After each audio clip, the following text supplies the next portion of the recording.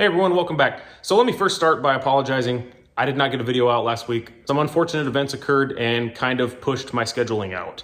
So I had planned to put a few things in the video and then this happened.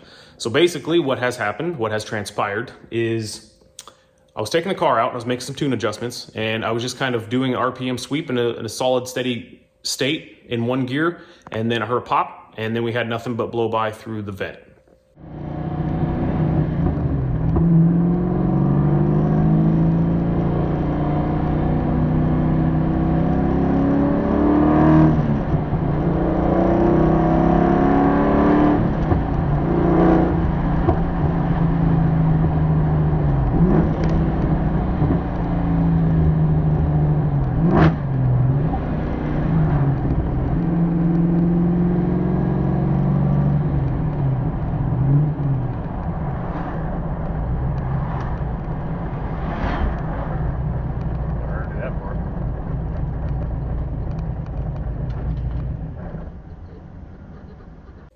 As you'll see in the video. I actually haven't watched that video yet, but I'm guessing you can probably hear it, or you can at least see the smoke afterwards. So, came home, did a compression test. All the cylinders, except for the last two on the driver's side, had good compression. Those two, I think it was like 30 and 60 or something like that. So not good. So I pulled the head off. It looked to me, and I'll insert the pictures here, like it was bleeding past the head gasket. So my theory is, because I was having issues on the driver's side for so long with this front cylinder being cold, and I still am having that issue, which I have some thoughts on. I think because that one is running rich, it's compensating for it by changing all of the cylinders, right? So what I'm gonna do is I'm gonna move the oxygen sensor from the passenger side to the driver's side. I have to drill the header and put a new bung in because the header has a bung, but it's right at the collector. So it's right at the merge. So I want it further away so that we can get an accurate reading of all the cylinders, not just one at a time. So that's the first step. So we got to drill the header, put the bung in, and then we can throw the new heads on. Well, they're not new, but they're newly machined, right? So look at these guys. Did I take 4/1000ths off these? So these are the heads that were on the car. He said anything after 2.5 thou, it should have been machined. So if we're at 4, then it was not flat. I'm hoping that is part of my issue. I'm hoping that because the computer was compensating for the super rich condition in one side, that it was causing a lean condition on all the other cylinders, specifically the driver's side. And that's probably what torched the head gasket. Though I have inspected the head gasket, it doesn't look torched. It just looks like it was not sealing correctly. The head studs were not loose, they were tight. I didn't check them for tightness, but when I went to undo all of the head bolts, because I did both sides, they all felt the same. What else? So that's the plan. We're gonna get all this stuff in here. We're gonna reassemble the heads. We're gonna put some oil in the engine. We're just gonna do a compression test because if this thing fails again, it means I scorched the piston, melted it, whatever, this engine has to come out. So what I also have, because I sent the machine shop all my stuff, I have a block here that's been newly machined. So I took 4/1000ths off of that guy as well because it was not flat. So this is the engine that was in this car that I thought had like a cracked cylinder or something, which I guess I don't know if it doesn't. But this is going to be reassembled. All the parts are in this bin. This is my spare head. So I sent them 4 heads at the time, and one of them came back with a crack. So that one is going to be thrown away, and I have 1 spare. So there's my work flow. Hopefully by the end of this video, we have good news and we can move on. The next thing we got to do is a roll cage, but I don't know if I'm gonna even get to that point. So let's get it going. I'll put you on time lapse. I got a new head-mounted camera. We'll see if that works out for time-lapse. I don't know, it may not. It's kind of like really close to the action, but we're gonna try it, something new. So there we go. 2 hours later. All right, let's give you an update. So my stress level probably is like 8 or a 9 right now. I'm trying to play it cool, but running out of time and stupid little issues like this are the things that stress me the most. So situation is, I welded this bung in, great, no problem. And like, I saw myself do this next part and I'm like, is that the right move? This comes with a little plug. Maybe you saw it on time lapse, maybe you didn't. Anyways, you buy these things, nice stainless plug comes with it. If you make a bung in a spot that you don't need it anymore, you can plug the hole. So I welded this bung in and trying to forward think, I don't want the threads to get messed up just in case this thing is not perfectly round. So I threw the plug in thinking that would keep it from going out of round. What did it do? You already know. it ganked the threads. So it actually seized up in there. I could turn it a little bit. I screwed it in halfway, right? Gave myself a little bit of space in case I needed to put some WD-40 or something in there once it cooled off to get it out. Absolutely seized. I could get a quarter turn and that's it. Seized in one direction or the other. Wow, that sucks. Okay, let it cool off. Douse it in WD-40, did nothing. Douse it in BB Blaster, nothing. All right, so, and it's a hex head, which probably normally is fine. You know, just a little hex, whatever. Strip the hex head out. So I said, okay, moving on to the next part. Let's weld a nut onto it. Welded a nut onto it. Got the thing out, and of course it ripped the threads out with it. So now what I'm doing, I'm going to probably cut this bung off. Hopefully I can get it flush again and then weld the other one on there and not put the plug in there.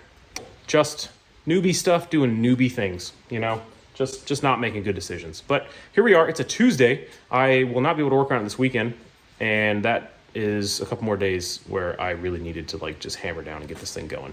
So just feeling a little stressed, being honest with you, working on cars so rarely is like relaxing and comfortable and works out the way that you want. But when you make dumb things like that happen, kind of got to blame yourself. So you're going to see me do that and we'll go on from there. And here's what it looks like with this cool camera on. Doesn't look cool at all. It's actually very uncomfortable. Hopefully it comes out okay. I don't know if it will. We'll see. But anyways, so we got the new bung welded on. And guess what I didn't do? I did not put the plug in. Plug's right here. Got it right here. Didn't put it in there. Learning. So we're gonna let that cool off. We're not gonna touch that until we're ready. We're gonna work on the heads now. I gotta clean them, gotta assemble, and then maybe we'll talk about putting them on the engine if it's not too late at night. We'll see. One eternity later. All right, and it's pretty close to midnight here, so let me just give you the update that you're looking for.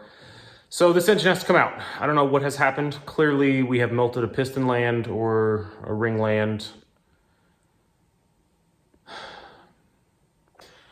So we got everything built back together. Brand new gaskets, head's been milled. I was told the block was flat when I first put it in. Anyways, everything's back together. 30 pounds, 30 PSI in the second to last cylinder and 60 PSI in the last cylinder. So clearly something has happened. I don't know if we melted a ring land. I don't know if we melted a ring. We took the temper out of them. Who knows? At this point, the engine just has to come out. So the next order of business is, and I'm glad I sent out that block, is getting the block over there cleaned up. It's got a bunch of metal shavings and stuff all throughout it. So tomorrow I will pressure wash it and get it totally cleaned up and start reassembly. So luckily it's just a reassembly.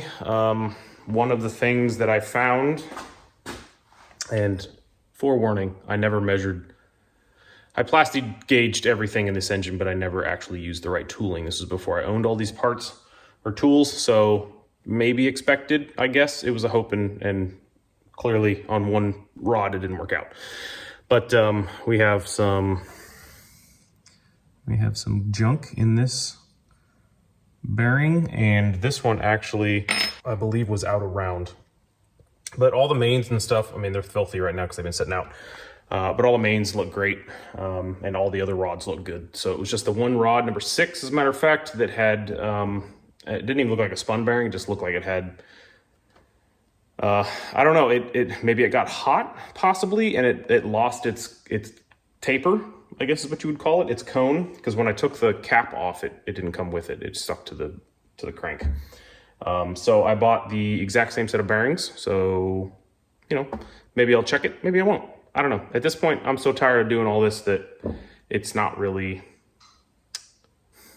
feeling worth it. So we'll see. But yeah, slap it all back together. All the parts are in a bin over there. Got the engine. So it's just a ton of work for a maybe. So that's what we're gonna do. Well, hello, it's a whole nother day. So we've licked our wounds from last night. Had myself a little sleep, and now we're going to start getting this block ready. So basically all this thing needs is a good scrub down, good cleaning, and reassembly. So that's what we're gonna do. So we're gonna get it pressure washed, get all the passages and stuff cleaned out. So from the machine shop, they didn't clean it. So it's just the way it was when I gave them, plus some metal shavings. So what we're gonna do is just blow all that out, and then we'll probably get the head studs and stuff chased just to be safe. and then we'll see how much we can get assembled today. I'm gonna have to clean all the parts, right? So I mean, this was a running engine, but it sat for a little while after I stopped using it. So the rods and mains and stuff, all the bearings have to be washed because they're, they got a little dust on them, and I'm not gonna reassemble an engine I'm planning on using with a little bit of dust. And that's why you don't play with the buttons on your Bluetooth headphones while you're talking. Basically, we're just gonna get it sprayed out. I don't want the existing bearings and stuff that I'm gonna use to be put in there if they're a little bit dusty. So we're gonna wash them all in gasoline before we put them back together. So there's a fair amount of work, but gotta get started somewhere. So let's pressure wash. All right, and let's jump right in here. So I like to kick these projects off by throwing my back out with no mechanical advantage whatsoever, and then reaching for my cheapest AutoZone engine degreaser. Make sure you spray every single nook and cranny of the engine, then get your pressure washer out and make sure and distribute all of that engine degreaser all over your yard until you're completely satisfied that your yard will no longer grow. Once you have all the bolt holes, nooks, crannies, and everything sprayed, and your face is totally wet and your body is soaked, you're probably ready to move on to the next step, which is making sure the animals and birds in a 1 mile vicinity are totally deaf from the whistling caused by spraying compressed air into all the bolt holes and crevices of your engine. Once you've completed all these steps, you'll have a pretty clean engine you can build from. But that's just how I do it. You could also pay a professional to do this for you in a hot tank and have no mess and no fuss, but you might still throw your back out. Your mileage may vary. Hello and welcome back. So it's 9 o'clock, been a long day at work. Love to come home and work on this thing again. This thing back here, not me. This thing and that thing over there. So what we're gonna do is we got the engine done last night, or at least a short block. So I'm to the point now where I need all the things off this engine to complete that engine, but I gotta take this engine out. So that's what we're gonna do. So we're gonna spend the next few hours. So it typically takes me around 3 hours if I'm here, all the tools and stuff to get the engine out. I got the whole top end torn apart already and the headers and stuff off, so it should take me only a couple hours, but I'm not really 100% right now. I'm pretty tired, been really busy at work. So I've never really talked about this, but my free time, my job is in IT, and I work for a school district, and in a week, our school district starts school. It's an extremely busy time for me, and this year has been even more so. We have changed almost everything that has to do with children and teachers, and it's just been insanely busy. So, these long days at work, come home, work on these things, it's just been a task. So, just had some dinner, had myself a nap earlier today, and hopefully this goes well. So join me and let's see how it goes.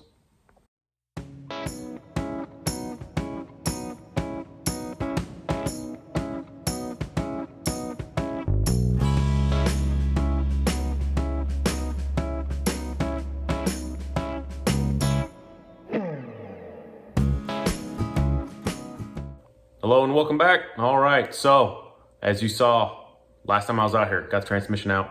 Basically everything's ready to come out. Engine just has a few small things still attached to it. So that was a couple days ago. We're gonna try and get up to speed here. Took myself a little vacation, which was nice. We were able to test the camper in a real world. Let me start over. We were able to test the camper in a real world situation. We actually went out, there was no power. It's just, the power in the camper, the water we had, and the toiletries and everything. So we went for 2 days, and by the end of the 2 days, the water was empty, the tanks were full, and everything worked great. So, I was able to take a shower in the camper, which, I have a camper that doesn't have a shower or bathroom, so that was an amazing step up, but it's still kind of like the bare minimum, right? So we had hot water and we had a space to do that, but it was not like you would do it at home. It's like turn the water on, get soapy, turn the water off. Do all that stuff as quickly as possible because you don't have water or facilities to really hold all this stuff. But anyways, I'm telling you all that because I'm taking that camper on the trip, assuming we make it. So it was nice to actually proof it all out and make sure that we could sustain for at least a little while. It seems like if we don't have water and sewage hookups that, I may not take a shower the entire week. I don't know. We'll see how it goes. Maybe we stop at a hotel or something on the way and just hit them up. But it was nice, at least in an emergency, that we had the option. So anyway, so we got that done. So it's back. We need to unload everything today at some point once I get this done. I'm hoping it would be really, really, really awesome that if I can stay motivated enough that I can get this motor out, get the other motor in, get this thing to the point where it could at least start today. Or I could do a compression test in the car. I don't know. We'll see how far I get. I'm not feeling 100%. The last couple days was long nights and not a ton of sleep, but we're at least gonna try. So let me get started, and then I'll catch back with you when I get some kind of update. Probably gonna be this engine coming out, because this is, I mean, there's maybe like 30 minutes of work here and it's ready to come out. So that'll be the first step.